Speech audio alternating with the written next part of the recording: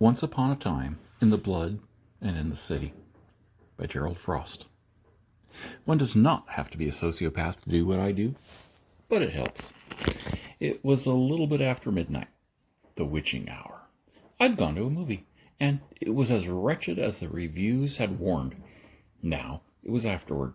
I sat in my car, listening to the distant thunder, smoking cigarettes, and watching stupid videos on my cell phone, waiting for the kill. The last two people left the cinema. They'd shifted the trash, mopped the floors, and finished the day's books. These were poor schmucks, not even rich enough to afford a car to drive home. The janitor rode north on his bicycle, and the bookkeeper walked south and then turned down the alleyway and walked towards her apartment. Making sure no one was watching, I got out of my car, locked the door behind me. No one is immune in the city. Paying attention to details means making sure no random lowlifes interfere. Walking south a bit with hustle, I was in the alley, tracking quickly and quietly.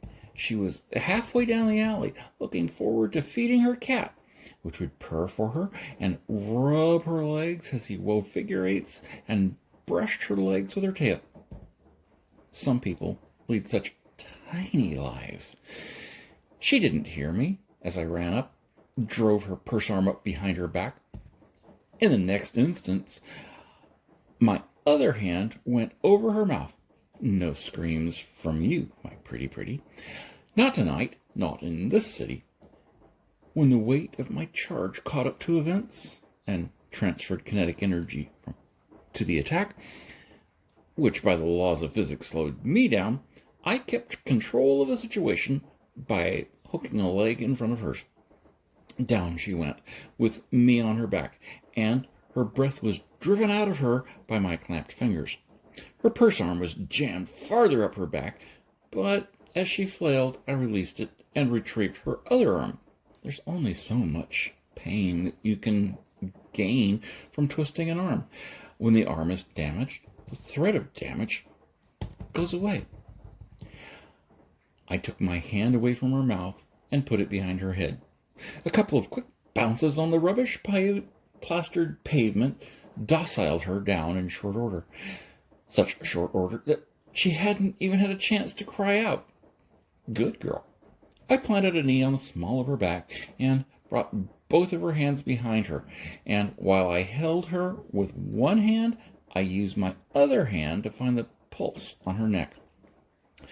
The pulse was fervent with fear, though I didn't need to touch a pulse point to know that. She was slow on the uptake. She was still muddled with fear and trying to figure out what was happening, so she hadn't really even struggled much. Less work for me.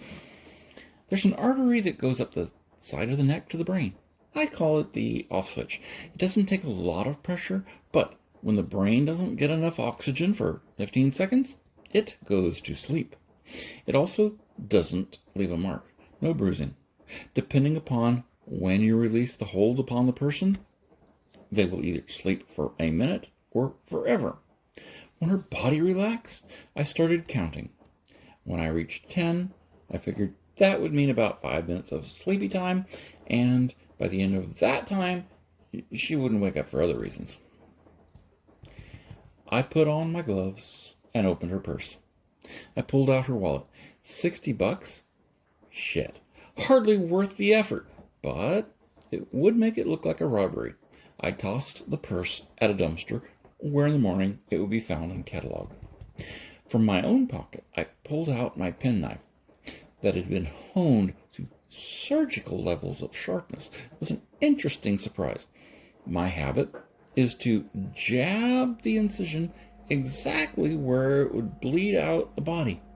A mugging gone horribly wrong. Before I made the incision, I dragged her over to a drain. Dragging her after I made the incision would be messy and worse, wasteful. I placed my finger between the heart and the point on the artery, and deftly I made the incision. I licked the blade off and refolded it. Holding the artery so that it wouldn't leak as I put the knife back in my pocket, I put my mouth to the cut and released the flow. Oh, glorious hot life filled my mouth. I swallowed greedily, not daring to drop a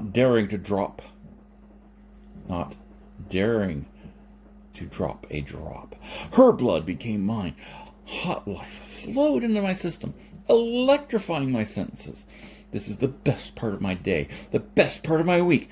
My mind raced up and down the alley, looking for danger, of which there was none, except me.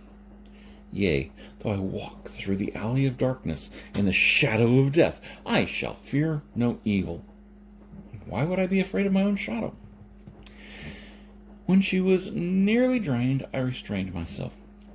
I stick my tongue in her neck and lower her to the drain. I held my finger to the lock point and stopped the blood flow as I reluctantly withdraw my tongue. The flow started again. I held her arm by the elbow, placing her hand on the wound. I wiped her bloody hand a couple of times on her jacket and on her hair.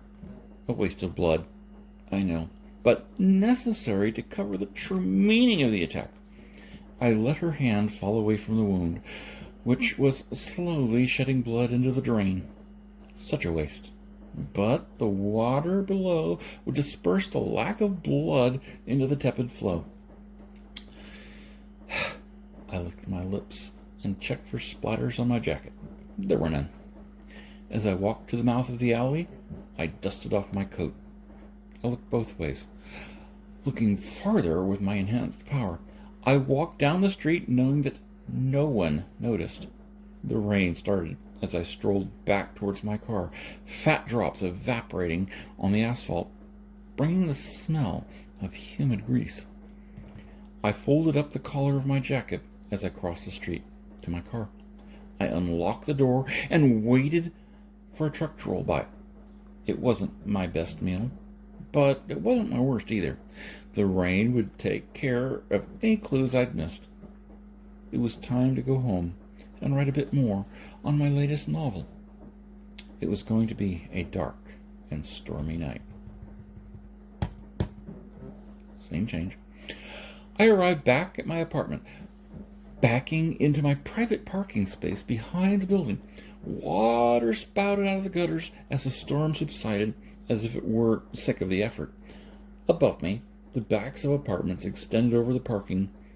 Space wasn't wasted, though this wasn't actually downtown. The apartment I lived in was truly the backside of anything that might have been important. I went into the lobby and checked for mail, of which there was only junk.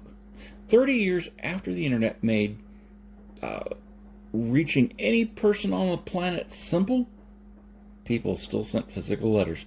Companies sent advertising flyers because they'd do what they had done and what had worked 100 years before, even when it hadn't worked for decades. Companies still made people dress with suits and ties, though no one in the real world had done that since before my grandfather's time. Not that I'm complaining. As I scanned the letters, I scanned the lobby and the street. There was nothing there, as there was nothing in the letters. I tossed the useless advertising into the convenient trash receptacle and climbed 2 flights of stairs. I noted the continued, and expected, lack of surveillance cameras. Humans are creatures of habit.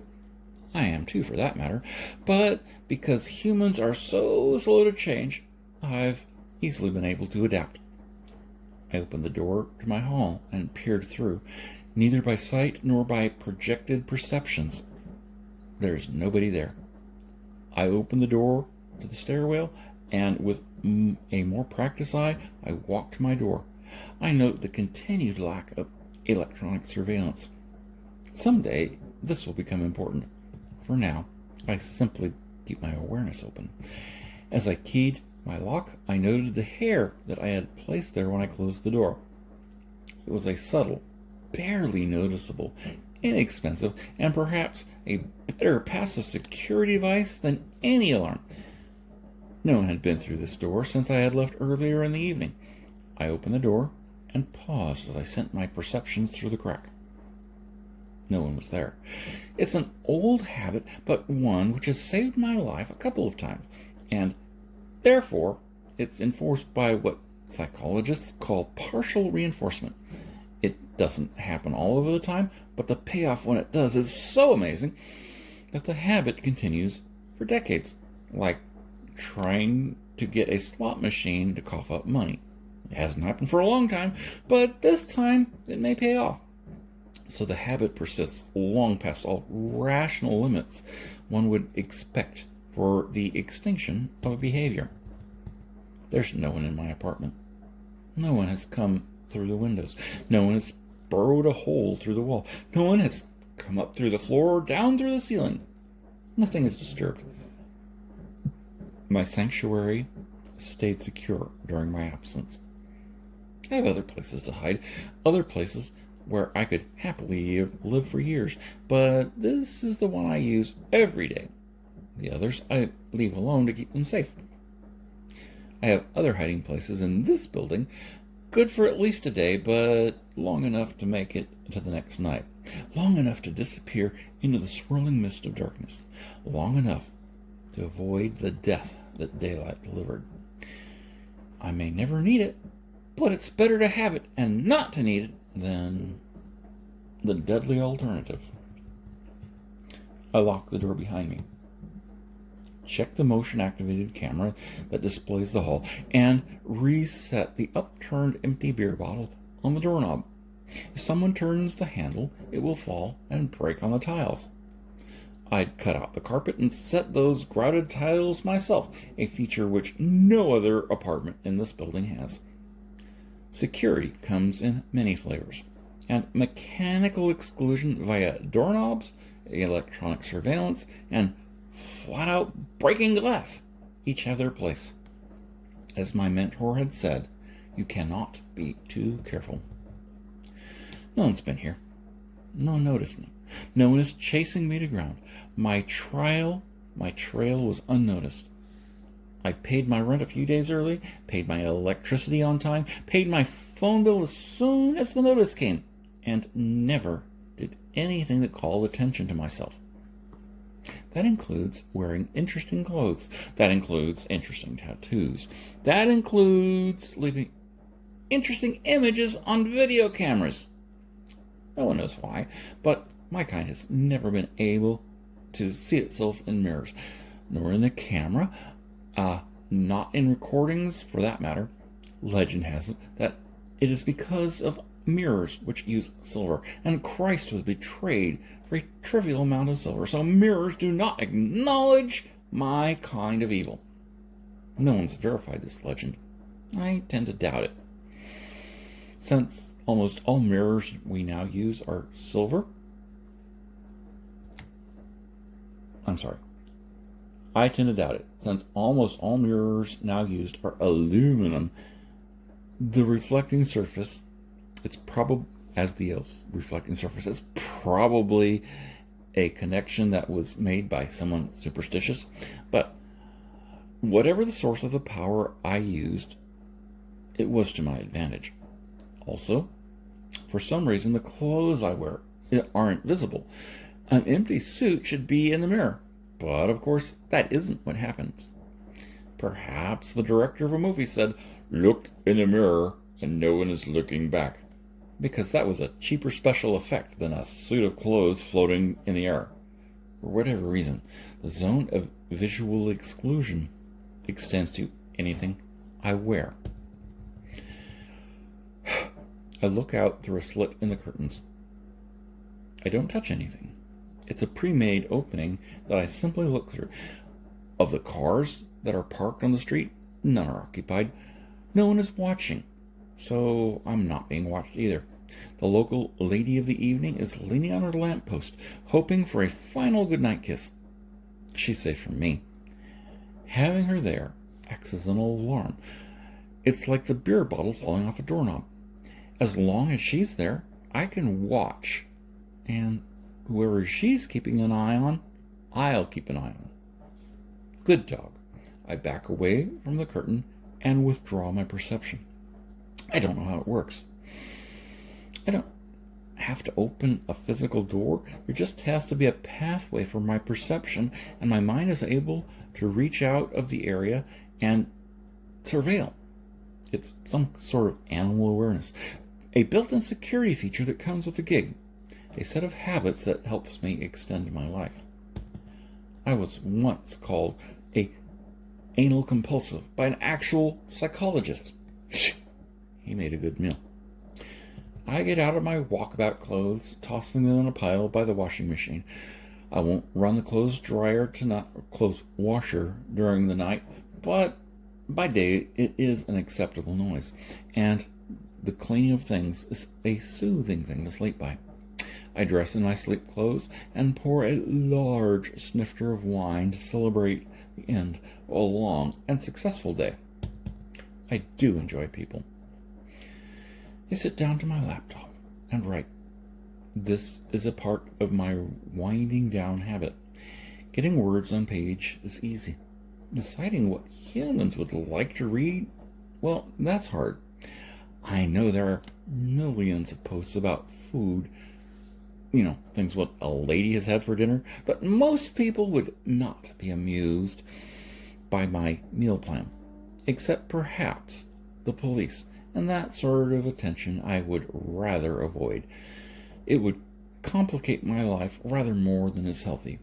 Thus, I've written the next best thing. A historical detective series. Not exactly Sherlock Holmes, but accurate in the details of the day. At least, mostly accurate. People don't want to think about the smell. Back when commerce was horses, there was a permanent odor in the city. But other than that, I'd tell it like it was. Scene change. At 4 a.m, the beer bottle fell off my doorknob. While the shards still danced, I glanced at the monitor. It was a bad sign.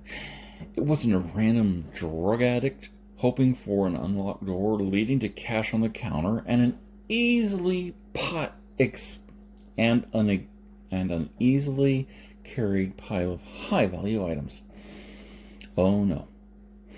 This was the reason I'd built the security cameras into the walls. There were a dozen men in black, with faces covered with helmets, body armor, and totes filled with extra weapons. Not just professionals, but these were well-paid and well-equipped professionals.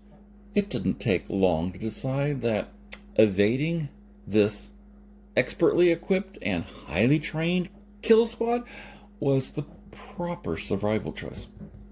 I didn't bother to check the window. There'd be somebody out there ready to put a bullet through any change in the shadow. I stuffed my laptop into the escape bag, and that's all it took to get ready. I left this layer behind. I closed the door as I went into the bedroom. I shoved the dresser in front of the door to make it a moment more difficult. They'd shoot out the hinges of the doorknob and then bowl through the rubble, but that would give me an extra noisy moment. By then, I'd be long gone. I lifted the hatch and climbed into the next apartment below me.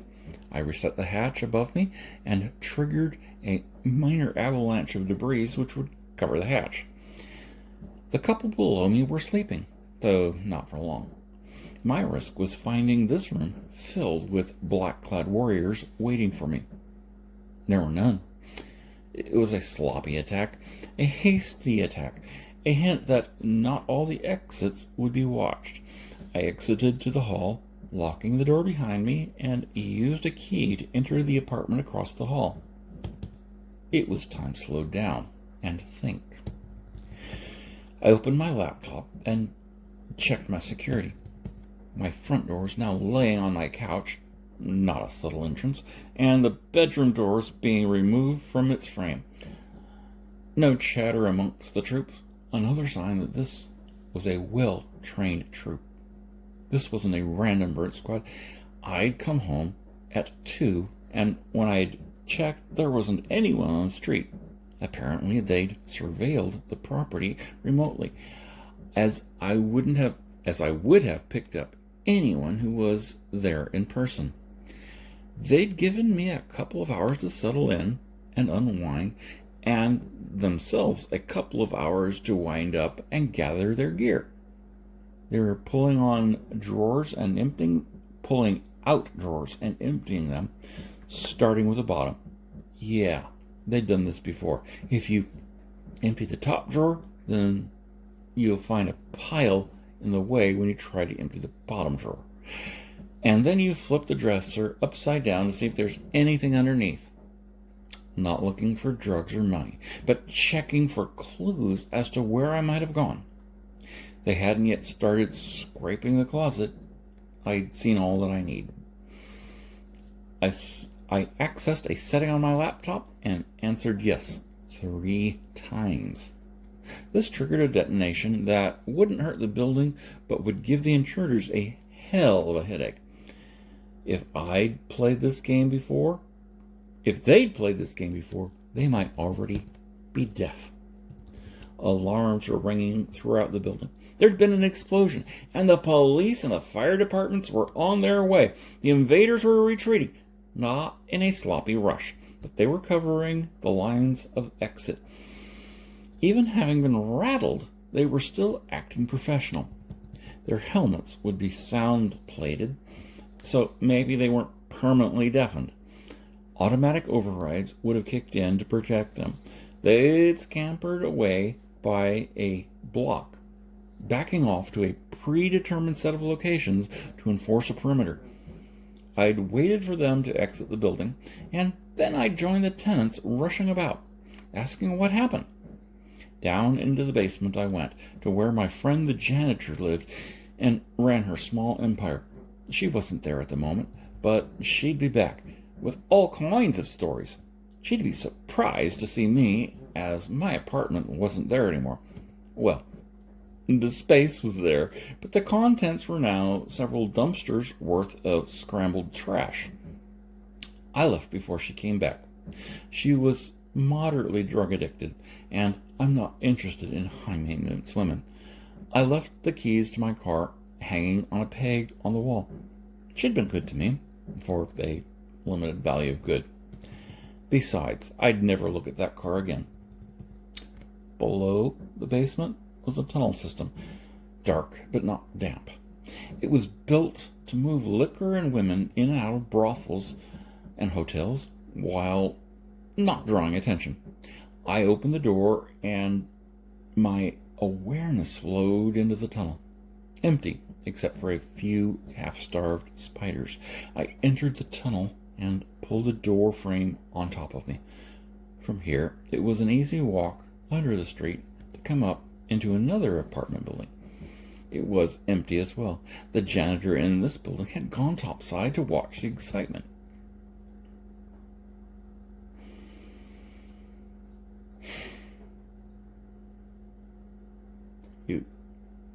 I shaved quickly, put on a blonde wig, dress, and a frumpy coat. I fixed my makeup and clothes, and my transformation was complete. My luggage, such as it was, fit easily into a belly pack. I exited the building. My aurora projected an overweight middle-aged woman with a sore back and cats to get home to. No one paid me any attention. I slowly walked away from my old life. As I exited the lobby, up to the street, I looked. Curtains billowed out of what had once been my apartment.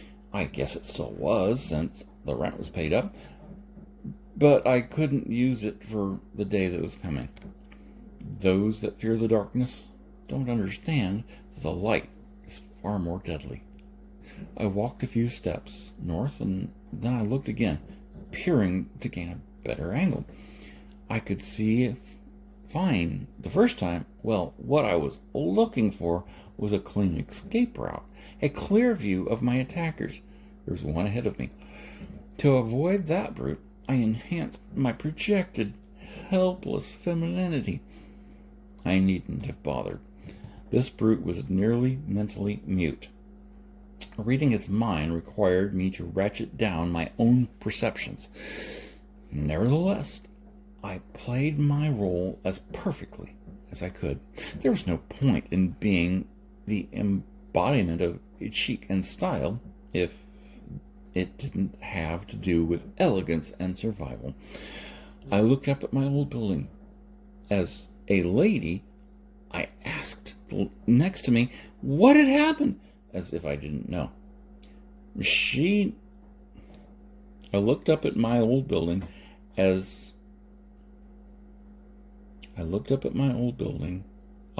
an old lady, the lady next to me, asked what happened, as if she knew anything that I, as the guy who had set the bomb, didn't know.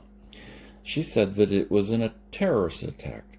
The person beside her said it was a drug lab that had exploded. I said it looked like faulty equipment, an igniting gas leak. Landlords were so cheap these days they'd rather collect the insurance money than fix a $5 problem. No one knew what was going on. They'd believe whatever the media told them. They'd post what they'd seen and send it to their friends on social media, and in a week it would be forgotten by all but the maintenance woman. She would be tasked with carting away the rubble in addition to her other high priority items. I was getting closer to the large black-clad warrior. From what people could see, he was a biker who hadn't taken off his helmet, and no one was going to mention it to him. No obvious weapons, but he wore a backpack that could contain anything. I looked up my former apartment as he patrolled past me. I pushed my awareness past his physical armor into his mind. There was no defense. I looked out through his eyes, through his face shield, at a display which showed everything in front of him with technological exactitude.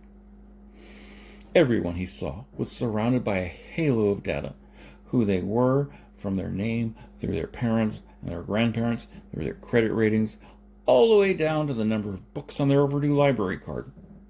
Most didn't have any, library cards. Instead, the overdue movies on their rental cards were listed at the bottom of their data halos. I wasn't on the list. I wasn't seen. And there was no halo around me that wasn't there to be seen.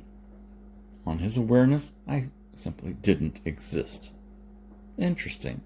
Had I set off alarm bells because someone had noticed my fundamental lack of projection? As the minion passed me, I knew I could kill him with ease. A knife to his neck, and he'd go down. I chose not to, because killing him would draw attention. I was past this guard, and I wasn't noticed.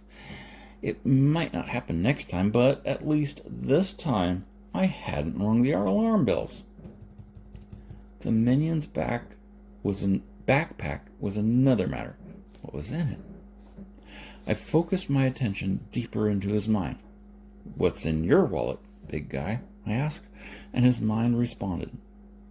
"My short-range pistol, my long-range gun, my extra ammo, my mines to be laid when asked by my sergeant, my lunch, and my binders should I catch the squirrel." Dang it. In his narrative, I was but a squirrel. I hold his heartbeat in my hand, and he thinks I'm a squirrel? "What are you to do with this squirrel?" I lobbed the question into his mind. "Hold squirrel, wait for bosses." That was his answer. I flicked the blue cap off a syringe with my thumbnail. I tagged the brute's butt and pulled it out again before he could turn around and see what had stung him in the ass. He didn't see me. His visor didn't give him a chance. More than one boss, I thought. I wanted to meet them, but not yet.